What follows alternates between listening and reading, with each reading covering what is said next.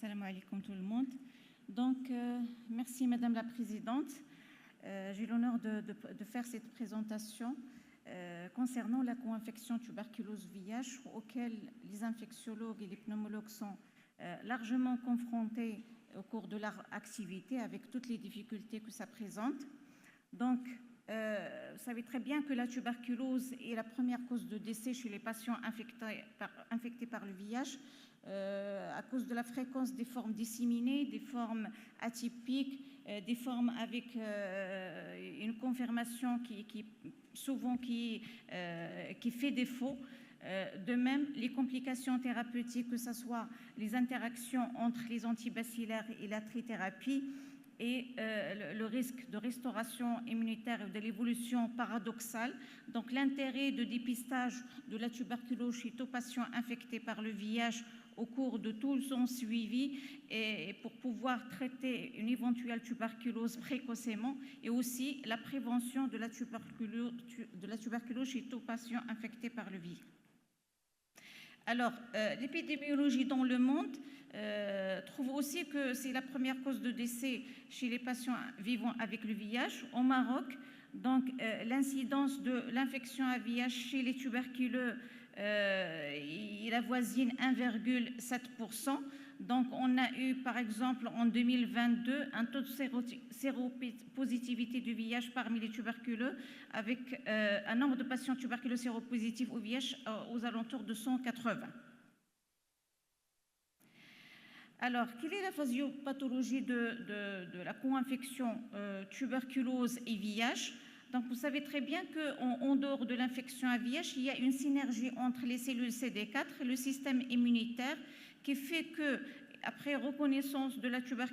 Mycobacterium tuberculosis par les cellules CD4, il y aura quand même une stimulation du système immunitaire avec activation de la formation de granulomes autour des lésions et l'apparition de la tuberculose latente. Au cours de l'infection à VIH, il y a quand même cette altération de reconnaissance de cellules CD4 de la tuberculose qui prédispose à être plus prédisposé à faire des contaminations, mais aussi il diminue la réaction immunitaire vis-à-vis du BK, et on a une apoptose des cellules CD4 au sein du granulome qui fait qu'il devient instable, avec la possibilité plus importante de désorganisation et d'avoir plus d'activation de la tuberculose à partir de lésions latentes.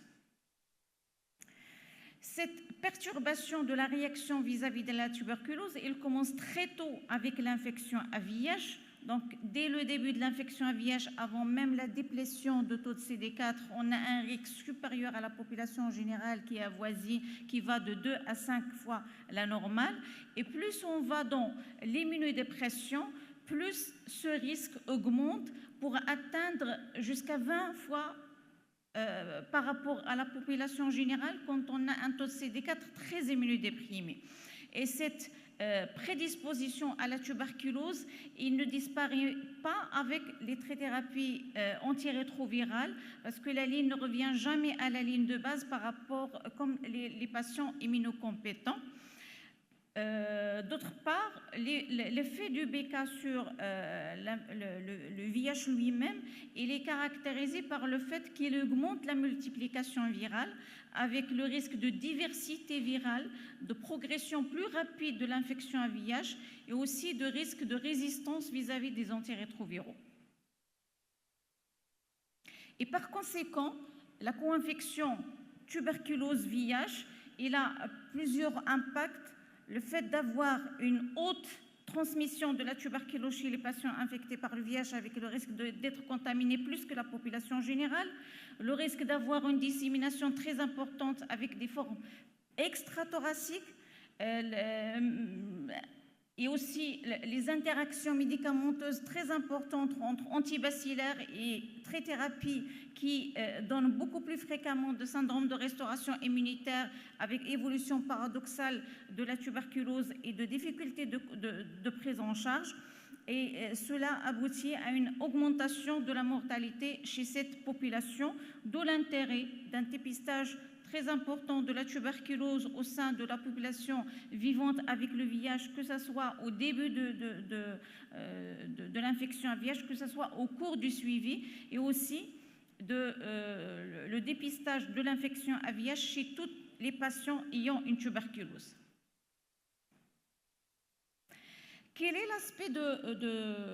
clinique de la tuberculose chez les patients vivant avec le VIH? Il est très variable aussi. Donc, au tout début de l'infection à VIH, avant la baisse importante de taux de CD4, les aspects cliniques et radiologiques ressemblent à des patients immunocompétents, avec la fréquence des atteintes des lobes supérieurs, des cavités et la richesse de ces lésions en Mycobacterium tuberculosis, laissant sa confirmation beaucoup plus facile par rapport à l'évolution de la maladie, où on a tendance, avec l'immunodépression, d'aller vers les atteintes des lobes inférieurs sous forme de nodules et de condensation, associées souvent à des adénopathies iliaires et médiastinales. Et même, on peut avoir des radios normales avec une vraie atteinte tuberculeuse confirmée à la culture dans 30% des cas. Et dans les formes très avancées concernant les localisations extrapulmonaires, on a plus de tuberculose ganglionnaire, d'atteinte hépatique, d'atteinte splénique et même d'atteinte décéreuse, et aussi l'atteinte du système nerveux central qui est associée à une forte mortalité. Une autre particularité de la co-infection tuberculose VIH, surtout dans les cas très avancés dans les immunodépressions, c'est qu'il y a une évolution très rapide de la tuberculose qui peut mimer même une infection bactérienne aiguë, avec l'augmentation de tableaux de sepsis, de chocs septiques qui peuvent prêter à confusion avec une autre infection bactérienne que la tuberculose. Et là, l'intérêt, pas seulement d'explorer le poumon, mais aussi de faire des images radiologiques, essentiellement l'échographie à défaut abdominale, mais aussi les scanners thoraco-abdominaux à la recherche des lésions extra-pulmonaires évocatrices qui peuvent être amenées à démarrer un traitement, même parfois en l'absence de confirmation. Alors, comment diagnostiquer la tuberculose au cours de l'infection à VIH? Je ne vais pas vous faire un cours sur le diagnostic, mais je vais m'attarder essentiellement sur deux moyens diagnostiques, que ce soit le test expert, qui isole aussi bien le BK et teste sa résistance vis-à-vis de la rifampicine, mais aussi le test urinaire. Alors, avant 2010, les tests qu'on avait, c'était essentiellement les tests microbiologiques avec l'examen direct et la culture, et les tests, et vous savez très bien que souvent on avait des tests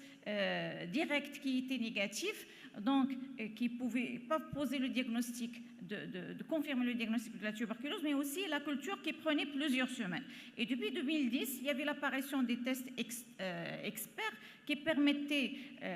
l'identification de Mycobacterium tuberculosis, mais aussi de tester sa sensibilité vis-à-vis de la rifampicine, et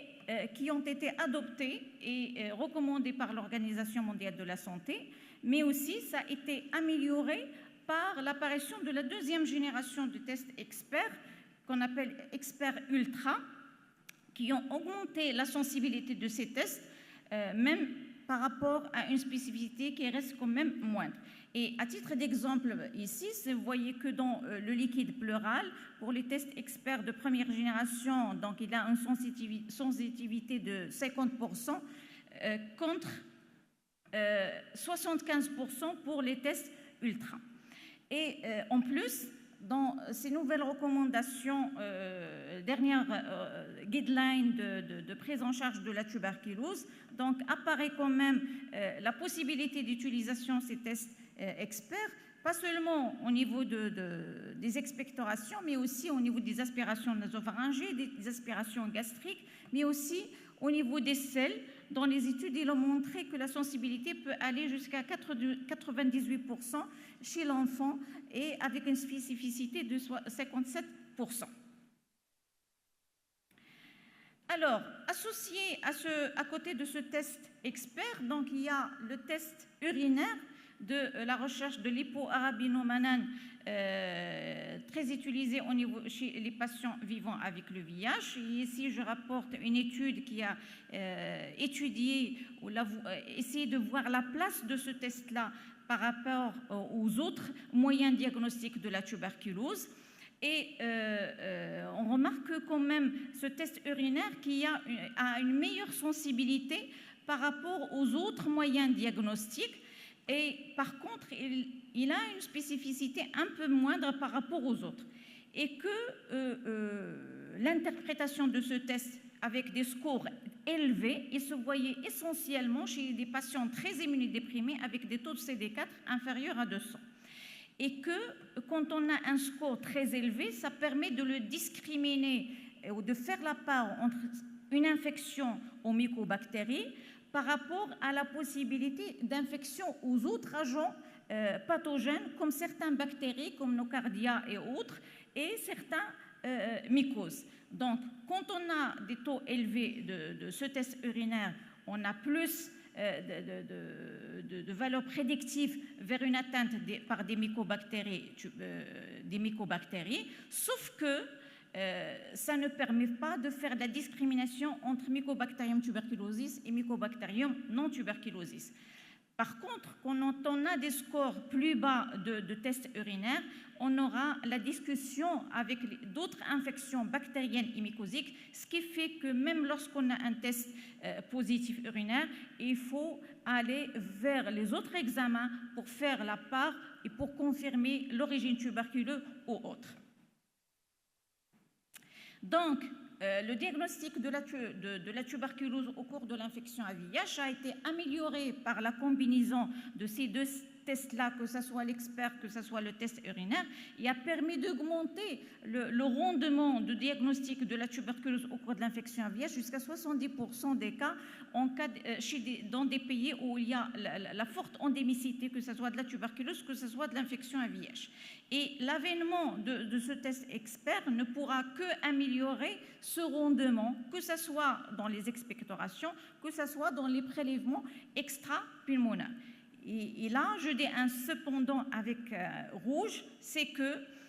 malgré le fait que cet arsenal thérapeutique augmente le rendement de diagnostic et de confirmation, le fait qu'on a des prélèvements négatifs, ça ne devrait en aucun cas éliminer le diagnostic de la tuberculose, surtout chez les patients très immunodéprimés et qui ont des éléments cliniques très évocateurs. Donc, il ne faut pas tarder de démarrer le traitement antibacillaire dans cette situation-là pour ne pas aggraver la morbidité et la mortalité de ces patients-là. Et aussi, en cherchant par l'imagerie des signes en faveur de l'atteinte extrapulmonaire. Et ici, j'appelle à une meilleure collaboration entre les cliniciens et les pneumologues qui, dans les CDTMR, ils donnent leur accord pour le démarrage des antibacillaires pour qu'il y ait une discussion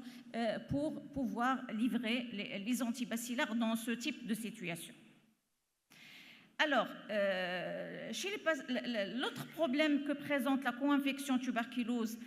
VIH, c'est l'importance des interactions antibacillaires et antirétroviraux. Donc, je ne vais pas faire le tour de toutes ces interactions, mais je vais parler essentiellement de l'interaction entre rifampicine et inhibiteur de l'intégrase, d'autant plus que le Maroc il a adopté le dolutegravir comme molécule dans le schéma de première ligne. Et vous savez très bien qu'il faut doubler sa posologie en donnant 50 mg x 2 par jour chez les patients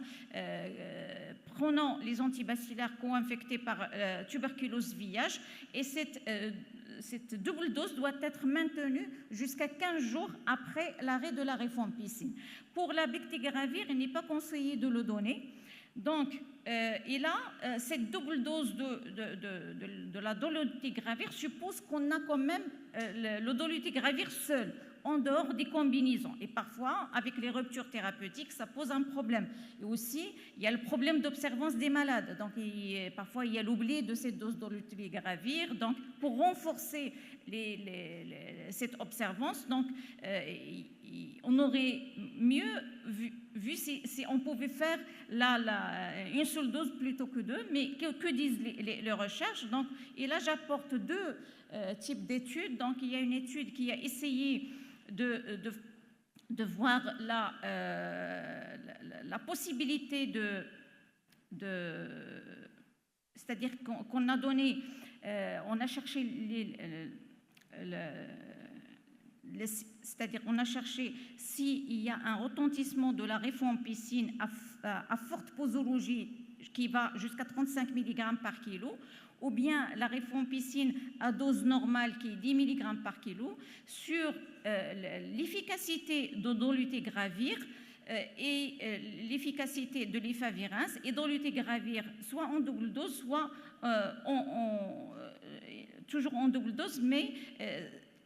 l'impact sur dolutegravir, que ce soit avec une posologie de 35 mg de rifampicine ou le 10 mg. Et l'étude, il a montré qu'on a quand même un taux d'échec qui est similaire entre les différents bras avec 35 mg ou avec 10 mg standard, malgré qu'à forte posologie de la rifampicine, il y a quand même une baisse des concentrations plasmatiques. Alors, une deuxième étude qui a essayé de voir l'apparition ou le maintien de la suppression virale VIH et le risque d'apparition d'échecs virologiques chez des malades dans un essai randomisé, mais avec un groupe qui va recevoir le dolutegravir en double posologie et un groupe qui va recevoir le dolutegravir avec 50 mg seulement et un placebo. Et le suivi jusqu'à 24e semaine, donc il a montré que la suppression virale dans les deux groupes, il était similaire. Et même chez les patients qui ont développé un échec virologique, ils étaient répartis d'une manière égale entre les deux groupes, que ce soit ceux qui reçoivent la double dose de dolutegravir que ceux qui reçoivent une seule dose. Donc, et même l'étude génotypique à la recherche de mutations de résistance, il n'a pas trouvé de mutation chez les patients qui ont présenté des échecs virologiques. Donc, ce qui prouve que jusqu'à maintenant, avec ces études-là, qu'on peut ne pas doubler la posologie de dolutegravir, mais à condition d'avoir un échantillon plus grand et pour pouvoir les adopter dans les guidelines. Alors, quoi de neuf dans le futur? Donc, l'immunothérapie des régies contre l'hôte. Donc, au départ, dans la physiopathologie, j'ai parlé que le risque de la tuberculose et de la réactivation de la tuberculose et de la progression de l'infection à VIH, il persiste en cas de co-infection du début jusqu'à la fin. Donc, cette nouvelle approche thérapeutique, qui est l'immunothérapie, il tend à ce que on améliore le fonctionnement des cellules CD4 et la reconnaissance du Mycobacterium tuberculosis, et on essaie de restaurer cette réponse immunitaire et de stabiliser aussi ce granulome autour de BK pour avoir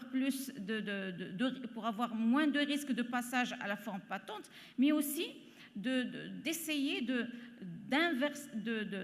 faire une reviviscence du virus latent pour pouvoir le mettre sous effet des antirétroviraux et pour traiter l'infection à VIH avec succès. Et là, le but de ces immunothérapies, c'est de moduler la réponse immunitaire, d'améliorer l'activité des cellules immunitaires, d'améliorer la formation de granulomes, de réactiver le VIH latent pour le mettre sous l'effet des antirétroviraux, mais aussi d'améliorer la fonction des lymphocytes, de la soutenir dans le cadre de l'inversion de la latence. Alors, on ne peut pas parler de la co-infection VIH tuberculose sans parler de la restauration, de syndrome de restauration immunitaire qui est très fréquent, qui peut poser un problème de prise en charge des malades. Donc, il y a deux formes, soit démasquer une infection tuberculeuse, soit la réaction paradoxale qui est caractérisée par une forte réponse immunitaire vis-à-vis de lésions BK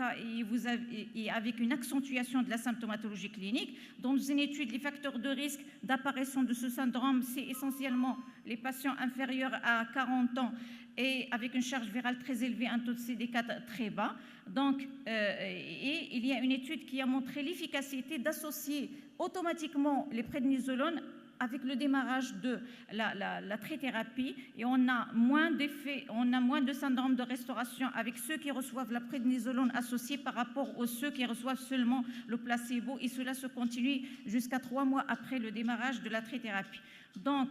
pour finir, même s'il y a d'autres diapos, donc la prise en charge de la tuberculose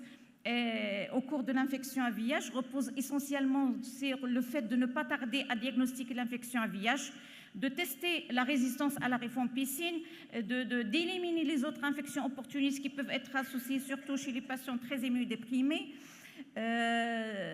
standardiser la prise de les antibacillaires, c'est comme chez les patients non infectés par le VIH, d'associer la péridоxine, d'associer le cotrimoxazole pour prévenir les autres infections opportunistes, de démarrer le traitement le plus tôt possible, mais respecter quand même un délai selon la localisation de la tuberculose, et d'associer le cotrimoxazole, de dépister la tuberculose au cours de toute infection par le VIH. Donc je pense que le reste, ça a été déjà dit. Merci à vous.